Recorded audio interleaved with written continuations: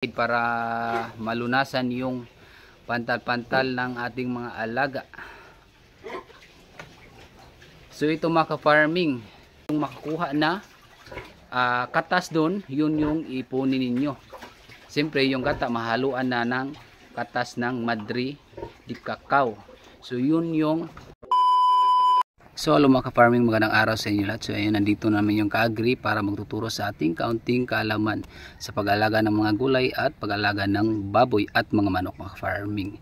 So ang ituturo pala natin ngayon kung paano gamutin natin yung pantal-pantal na pula sa ating mga alagang baboy mga ka-farming. So dito tayo ngayon sa ating talungan dahil nag-abuno tayo ng organic matter sa ating talong. So ito na yung update sa ating talong. Sobrang yabong na ng ating talong at halos kasing taas na natin. So ipakita ko muna sa inyo yung mga bunga ng ating talong mga ka-farming. So ganito kadami yung bunga ng ating talong mga ka-farming. So tingnan nyo, at ang gaganda pa ng bunga ng ating talong. So naglagay tayo ng organic material. So katatapos pa lang natin. So ito yung pig manure na naging lupa na. So maganda itong gawing pataba sa ating mga gulay mga ka-farming para tuloy-tuloy ang pagbunga ng ating mga gulay. So yan. So yan, ang dami ng bunga ng ating talong mga ka-farming. So ang haba na ng ating talong, so madami pang bunga. So yan, hanggang doon mga ka-farming ating kaunting talong. So yan. So sa gilid mga ka-farming, meron din tayong itinanim na sitaw para meron din tayong pang gulay. So yan, ang dami ng bunga ng ating sitaw mga ka-farming. So punta na tayo ngayon sa ating baboyan para magtuturo kung paano bagamutin ang pantal-pantal na pula sa ating mga alagang baboy. So meron tayong subscriber nga nagtatanong sa atin kung ano daw yung gamot natin sa ganung sakit ng baboy. So tara na mga ka-farming. Nandito na tayo sa ating baboyan. So magkuha muna tayo ng mga dahon ng Madre de Agua para ibigay sa ating mga alagang baboy mga ka-farming. So ang Madre de Agua mga ka-farming, madami itong protein. So maganda itong ibigay na pagkain sa ating mga alagang manok at baboy. So kung sinong mahingi dyan, so bibigyan natin ng maraming cuttings kapag malapit lang kayo dito sa aming lugar. So ako ay taga Palumpon. So taga Palumpon dyan, kung gusto kayo magtanim ng cuttings ng Madre de Agua, so marami tayo. So yan.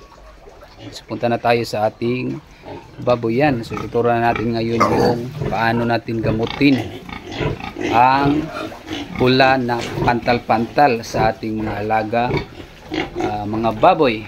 So magbigay muna tayo ng Madre de Agua sa ating mga alaga. So yan, lakas nilang kumain ng Madre de Agua mga ka-farming. So ito na yung update, mag-isang buwan na ang ating mga alaga dito. So yan. Gustong manghingi dyan, gustong magtanim, so pwede kayong mag-comment dyan mga ka-farming at bibigyan ko kayo ng maraming cuttings para meron din kayong tanim na Madre de Agua. So meron tayo ditong bagong nanganak mga ka-farming. So 18 sana sila lahat, pero yung 5 is namatay mga ka-farming doon pa lang sa tiyan ng ating inahin. So paglabas ng biik, so patay na. So ganyan talaga mga ka-farming kapag masyado nang madami na biik sa kanyang tiyan. So kadalasan talaga ay mayroong mga patay na.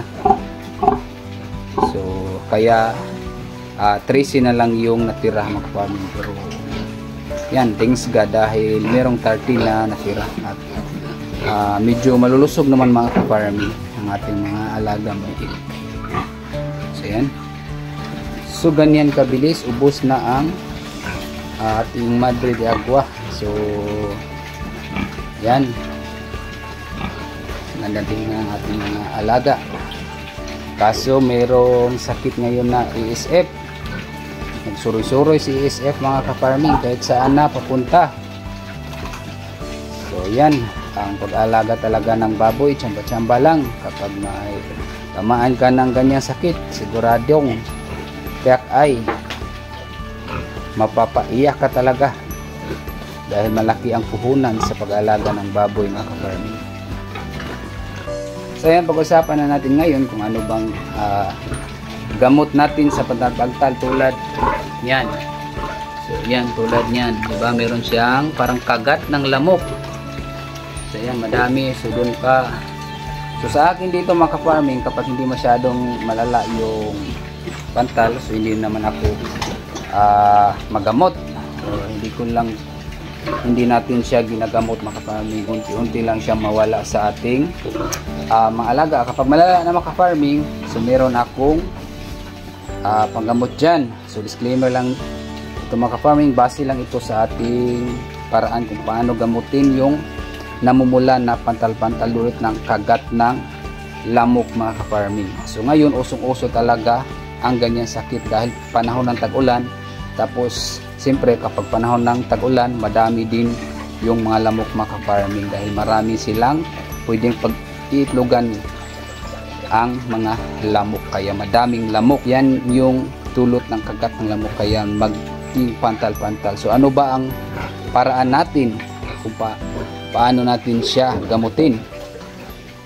So ayan mga ka-farming, so ipakita ko sa inyo yung una nating pwedeng panggamot dyan o pwedeng pangpahid para malunasan yung pantal-pantal ng ating mga alaga. So ito mga ka-farming, ito yung pwedeng ipahid sa kanilang katawan or isabon nyo mga ka-farming. Ito ay, tingnan nyo. So tingnan nyo ng malapitan. So ito lang sa akin mga ka-farming kapag akin silang paliguan. So pagkatapos natin silang paliguan mga ka-farming, ito yung isabon sa kanila mga ka-farming. So pagkatapos wag nyong banlawan mga ka-farming. So sabunan lang araw-araw, tiyak ay mawala yang pantal-pantal na yan. Ito lang, tingnan yung mabuti kung ano. So pwede din kayong bibili ng mga antibacterial na mga sabon. So pwede din yun mga ka-farming. Sa akin ito. So meron pa ding isa mga ka-farming. So kunin natin. So ito yung mga ka-farming, Madre Cacao leaves. So ano bang tawag sa inyo dyan? Madre de Cacao sa amin dito sa Bisaya ang tawag nito. So ito mga ka-farming, kuha kayo ng gata ng niyog. So ito yung ihalo sa gata. So yung makakuha na katas doon, yun yung ipunin ninyo. Siyempre yung gata mahaluan na ng katas ng Madre de Cacao. So yun yung pampahid sa apektado na pantal-pantal sa inyong alaga. So ito mga ka-farming, mabisa talaga ito. So ito ay hindi bibilhin. So, makuha lang natin dyan sa gilid-gilid. So sa ating kapaligiran mga ka-farming, ito Madre de Cacao. So mabisa talaga ito. So magbigay lang din araw-araw kapag matapos nyong paliguan inyong alagang mga baboy. So ito lang yung katas nito. Tapos may halong gata ng niyog. So maganda ito mga ka-farming. Subok ko na ito mga ka-farming. So pwede din kayong gumamit ng mga injectable mga ka-farming. Yung iba ay mag-inject ng antibacteria na pang-inject mga ka-farming. Yung iba naman ay magpupurga ng ivermectin. So depende na yan sa inyo mga ka-farming kung ano yung ibigay sa inyong mga alaga kapag may pantal-pantal na pula. So yun lang mga ka-farming. Yun lang yung paraan natin kung paano gamutin. So sa akin dito, yun lang, sabon na yun, sabon na blue. So nakita nyo naman kung anong sabon yun. Tapos ito Madre de Cacao, tapos haluan ng gata ng niyog. Tapos yung juice nun, so yung katas nun, yun yung pamahid sa so apektadong parte sa inyong maalagang baboy na pantal-pantal. So yan mga ka-farming, hanggang dito na natin vlog. Sana meron kayong kaunting natutunan kung paano gamutin ang pantal-pantal na pula sa ating mga alagang baboy. So hanggang dito na lang. Maraming salamat. Kung meron man kayong mga katanungan, pwede kayong magtanong, mag-comment dyan. So yan, sasagutin natin yan. So hanggang dito na lang. Thank you for watching mga ka-farming. Bye-bye.